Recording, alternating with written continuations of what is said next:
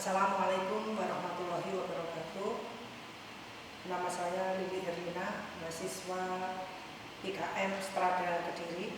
Mohon izin kami akan menyampaikan paparan hasil studi kebijakan program makanan tambahan biskuit pada balita kurang gizi di Kota Solo.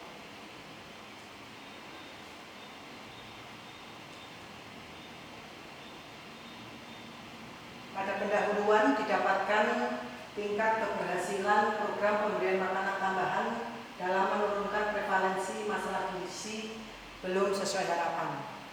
Dalam data Riskesdas ditemukan prevalensi balita kurang gizi yaitu 10,2%.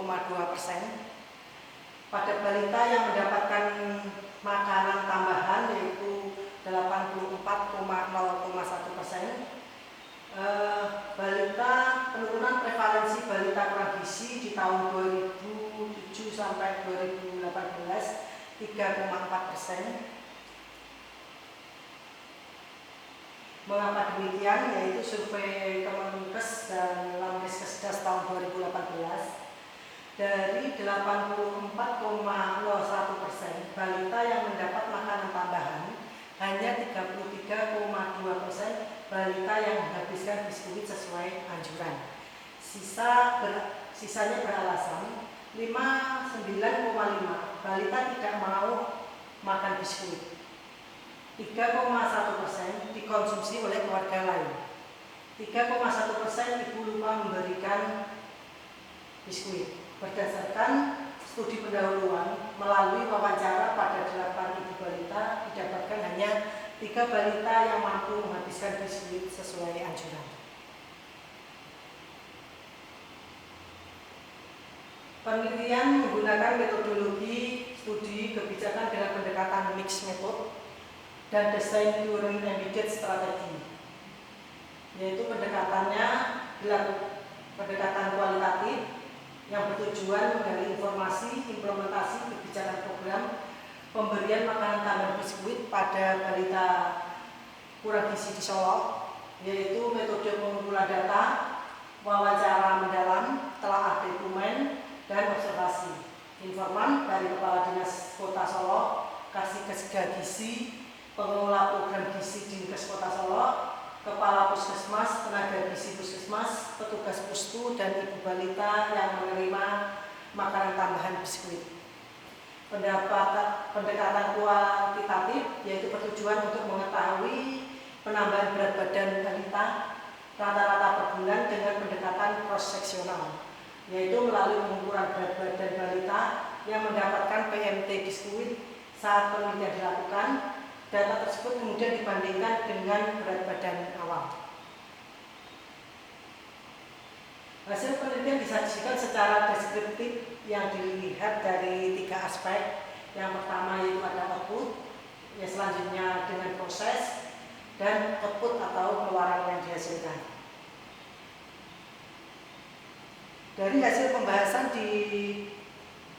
ditemukan pada tentang kebijakan yaitu hanya berpedoman pada petunjuk teknis pemberian makanan tambahan balita dan ibu hamil. Tidak ada kebijakan khusus PMT biskuit. Ketersediaan SDM gizi secara kuantitas tercukupi, namun secara kualitas belum optimal karena kurangnya kemauan kerja dan pengawasan dari Dinkes Kota Solo. Ketersediaan dana sebenarnya tidak ada kendala karena tersedia dana APBD maupun dana BUK APBN, namun belum ada penganggaran khusus monitoring PMT biskuit. Terkait dengan ketersediaan sarana prasarana, Puskesmas belum memiliki ruang penyimpanan khusus biskuit, sehingga rawan kontaminasi. Penyimpanan tidak sesuai dengan syarat, masih menyentuh dinding atau lantai.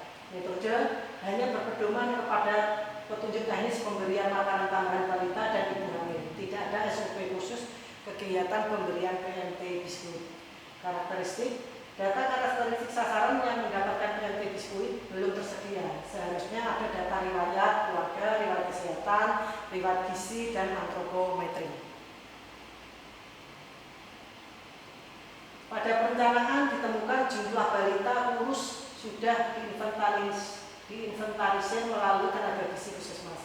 Perencanaan disesuaikan dengan instruksi Dinkes dan petunjuk teknis yang ada, namun belum ada KK atau POA program pemberian makanan tambahan biskuit.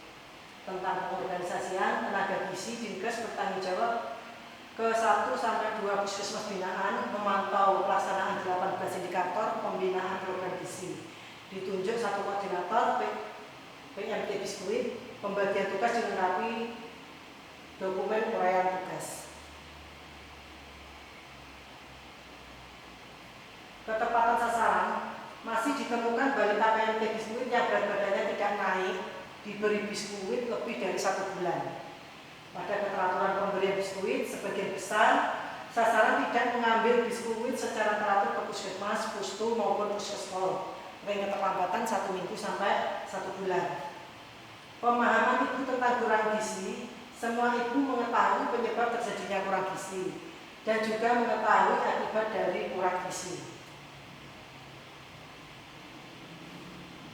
Pengetahuan ibu tentang maksud dan tujuan pemberian biskuit, ibu tahu mengapa anak mendapatkan biskuit, yaitu karena berat badan kurang. Ibu belum paham makna pemberian makanan tambahan biskuit untuk meningkatkan berat badan dan status anak. Banyak ibu yang berpendapat untuk mengganti biskuit dengan susu formula karena anak lebih suka susu. Menandakan bahwa ibu masih belum memahami anjuran jumlah porsi makan untuk memenuhi kecukupan energi anak. Upaya ibu agar balita mengkonsumsi biskuit dan memenuhi asupan gizi. Masih ditemukan ibu yang belum optimal dalam pemberian ASI eksklusif. Masih ditemukan frekuensi makan anak hanya 2 kali sehari dan mengikuti pola makan sesuai keinginan anak. Diperlukan praktek pemberian makanan aktif meluangkan waktu untuk menyuapi makan, mencampurkan makanan yang kurang disukai dengan makanan favorit anak, bereksperimen dengan mengolah makanan yang menarik. Upaya tenaga kesehatan agar balita mengkonsumsi biskuit dan memenuhi asupan gizi.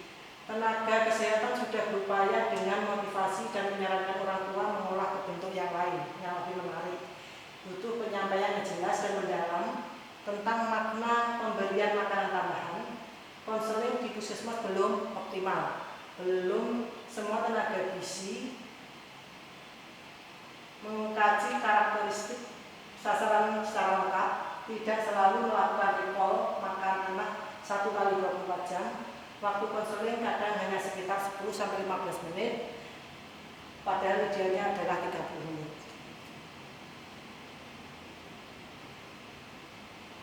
Pada poin laporan dikirim setiap bulan dari puskesmas ke Dinkes. Pada IP3 gizi tidak terisi lengkap tentang jumlah balita dan balita dapat PMT yang naik tidak berat badannya. Beberapa data bayi bed rest tidak lengkap, pencatatan dan pelaporan belum optimal.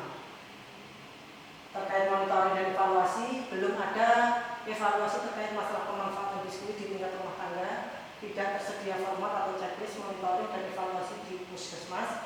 Yang ada hanya laporan data bayi bed rest.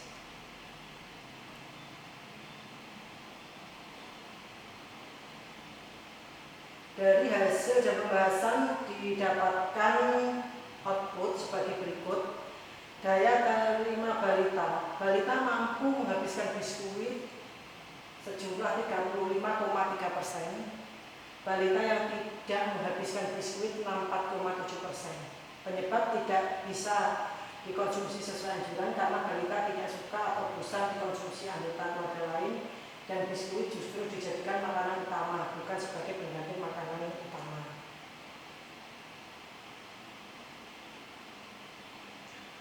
Penambahan berat badan rata-rata dari 17 balita PMT biskuit yaitu 41,2% berat badan naik lebih kecil dari kenaikan berat badan minimum.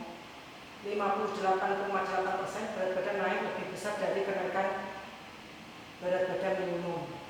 Makanan tambahan biskuit dapat meningkatkan berat badan jika dikonsumsi optimal. Walaupun ditemukan beberapa balita yang mengkonsumsi biskuit kurang dari anjuran tetapi mengalami kenaikan berat badan lebih dari KPM karena adanya upaya orang tua yang memberi makanan secara teratur yaitu 3 kali sehari.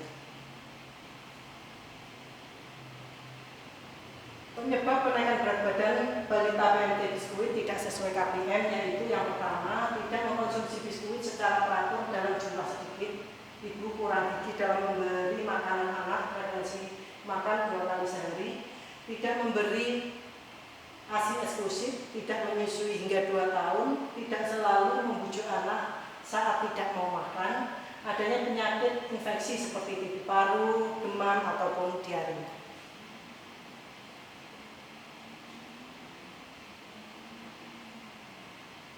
Dari hasil tersebut kita ambil kesimpulan bahwa inputnya terdapat penyimpangan biskuit yang belum sesuai standar. Sebagian besar tenaga gizi di beberapa puskesmas belum optimal kualitasnya, ketersediaan karakteristik sasaran belum lengkap. Dalam proses terdapat sasaran yang mendapat biskuit lebih dari 1 bulan belum sesuai jenis. Adanya ketidakteraturan pengambilan biskuit, pemahaman ibu tentang PMT masih kurang, dan monet belum optimal. Outputnya kita dapatkan hanya 35,3% balita yang mampu menghabiskan biskuit, hanya 58,8 balita yang mengalami kenaikan berat badan lebih besar dari KPM. Berdasarkan hasil penelitian, pemberian PMT biskuit mampu menaikkan berat badan jika pemberian biskuit dilakukan dengan optimal.